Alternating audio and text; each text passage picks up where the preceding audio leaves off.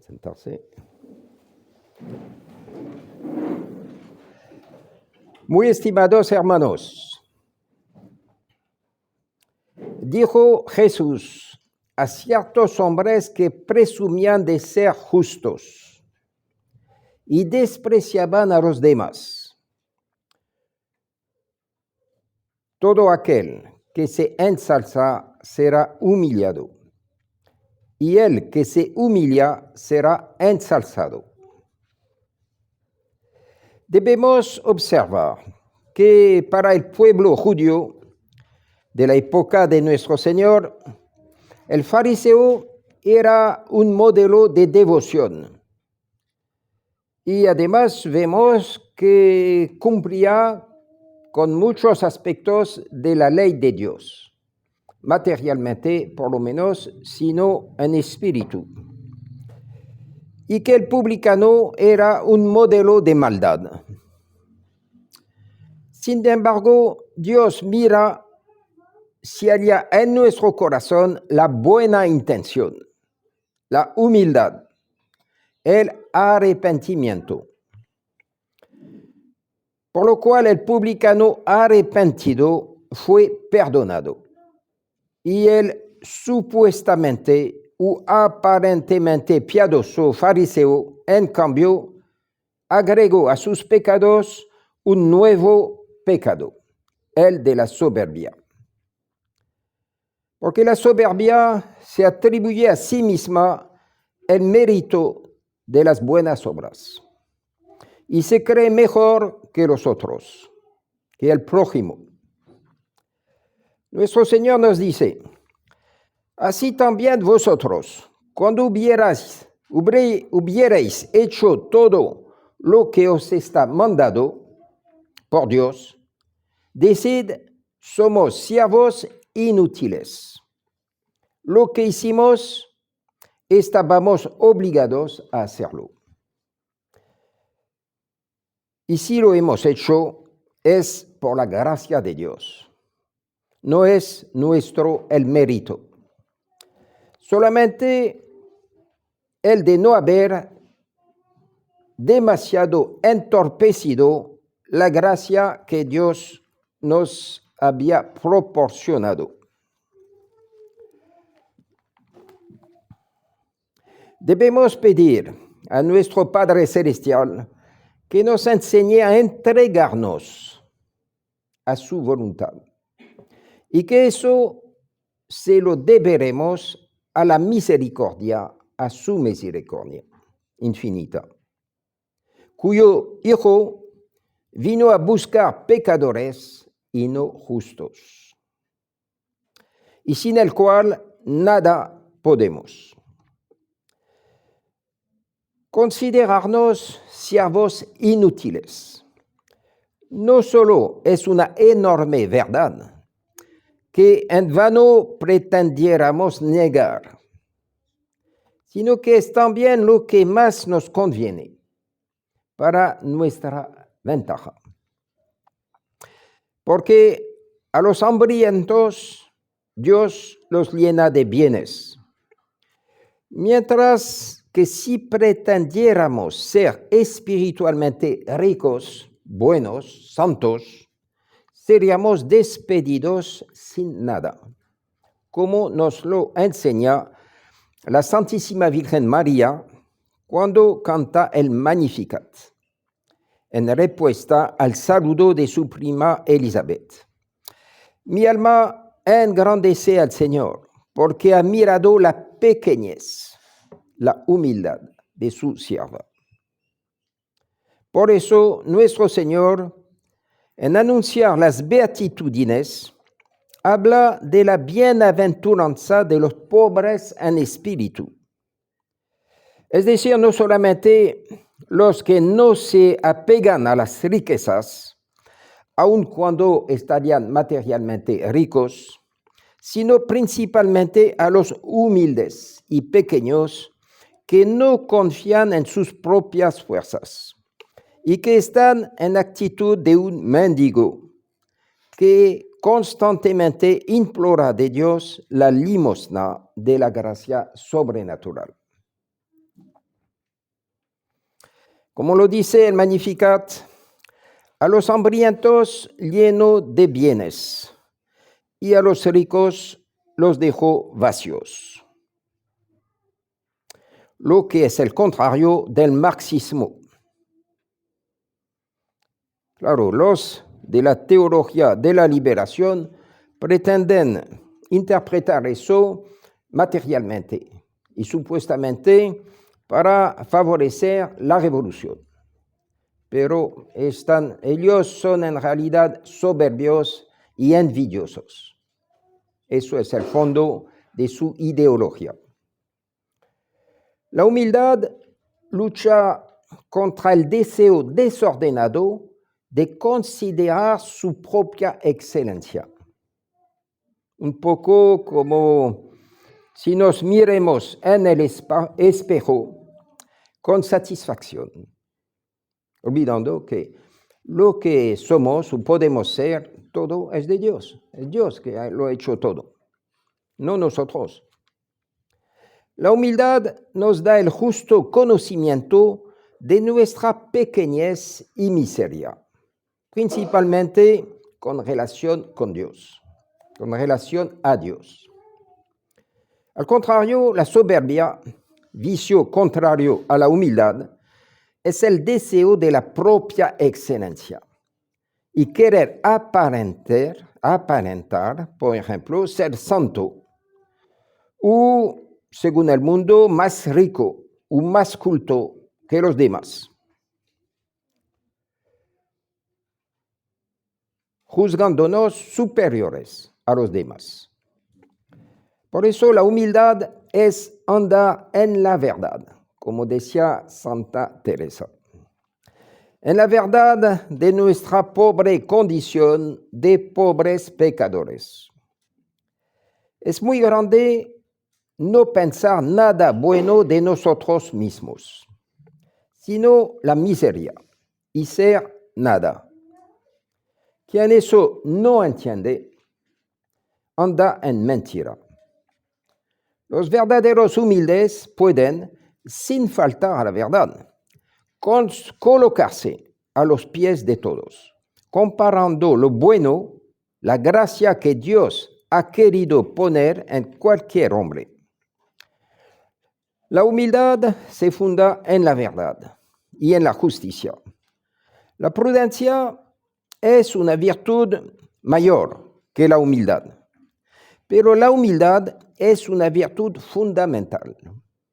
Fundamento negativo como las fundaciones, el cimiento de todo nuestro edificio espiritual, personal. La humildad quita de nosotros los obstáculos. En primer lugar, el orgullo, la soberbia. Dios resiste a los soberbios, nos dice él mismo en la Escritura. Dios no les comunica su gracia y no les puede comunicar su gracia, porque a causa de su manera de ser, todo progreso que harían, progreso espiritual, serviría a aumentar su satisfacción personal, su orgullo, su soberbia. Así que es absolutamente imposible que Dios los ayude. Debemos siempre tener presente el ejemplo que nos da nuestro Señor y la humildad de Dios. Él, siendo Dios, infinitamente más allá de la criatura, ha querido rebajarse a la condición de la criatura, del hombre. Se hizo hombre para salvarnos, para que entendamos quién es Dios y lo que nos conviene a nosotros hacer, seguir el ejemplo que nos da haciéndose hombre. Y no solamente se hizo hombre, sino que quiso ir hasta la humillación máxima que se puede concebir, haber perdido en su intento de salvar a su pueblo. Y al contrario, nació todo eso para darnos ejemplos. Nació en la pobreza, no había lugar para ellos. en Betlém. Así que tuvo que nacer en un establo, en una cueva donde ponían los animales. Eso el profeta Isaías lo había visto 8 siglos antes, entre el asno y el buey. Por eso siempre se representa en los pesebres. Y dice Isaías, el asno y el buey han reconocido a su creador, pero mi pueblo no me ha reconocido. Así que todos los eventos de la vida de nuestro Señor han sido anunciados por los profetas. Entonces, meditemos la pasión de nuestro Señor. Le escupen a la cara a Dios, lo insultan y aparentemente pierde. Baja de tu cruz y creemos en ti. Es una mentira, porque ellos han presenciado muchísimos milagros de nuestro Señor, que solo Dios puede hacer. Resucitar muertos. Pocos días antes resucitó a su amigo Lázaro, que había muerto 4 días antes y que ya estaba en estado de putrefacción. Pero eso no les importa. Al contrario, cuando el pueblo recibe a nuestro Señor en Jerusalén como para hacerlo rey, como triunfador, es cuando Caifás dice, algo tenemos que hacer. Hay que matar a Jesús, porque si no, lo van a hacer rey, y entonces eso va a descontentar a los romanos, y van a venir y nos van a exterminar. Y muy curiosamente, la Escritura dice, es que en eso profetizó Caifás. Así que en cierta manera Caifás es el último de los profetas. Y dice, es el Espíritu Santo que habló por su boca. Porque efectivamente un pueblo, un justo tenía que morir por el pueblo. Y este justo, pues, es el Hijo de Dios. Pero también, la verdad es que solamente nuestro Señor hubiera podido salvarlos de la catástrofe, porque entonces hubieran tenido una actitud prudente, sobrenatural, y hubieran soportado la presencia de los romanos. En lugar de eso, en su soberbia y su locura, se levantaron contra los romanos, asesinaron a los romanos de la guarnición, pero eso les valió, tal vez 2 años más tarde, que vengan todo el ejército romano y destruir completamente Jerusalén. Y como lo había profetizado nuestro Señor, en esta generación no quedará piedra sobre piedra del templo de Jerusalén. A tal punto que hoy no se sabe dónde estaba el templo. Más o menos, pero exactamente no se sabe. No se encontraron ni las fundaciones. Y los judíos lloran en el muro de las lamentaciones, pero no es el muro del templo. Es un muro de contención de la explanada, ¿no?, que ahora está ocupada por la mezquita de Omar, en Jerusalén, el lugar sagrado del Islam. Así que pidamos a la Santísima Virgen la humildad. Es la condición de progresar en la gracia de Dios. Y es la gran lección de nuestro Señor, de toda su vida y de su Santísima Madre. Es cierto que nosotros, que por la misericordia de Dios, nos hemos quedado con la religión que nos habían enseñado, la religión católica. A mí me la enseñaron en el tiempo del Papa Pío XII. Por una gran misericordia de Dios, Dios nos ha guardado en la fidelidad a la religión de siempre, de nuestros abuelos, de nuestros antepasados, de todos los santos y de todos los papas. hasta el Concilio Vaticano II. Entonces existe el peligro que algunos fieles tradicionalistas caigan en este pecado de farisaísmo. Decía, nosotros somos mejores que los otros. No podemos juzgar. Cada uno ha recibido gracias de Dios y ha respondido de la manera que podía. No sabemos lo que han recibido los otros o lo que no han recibido.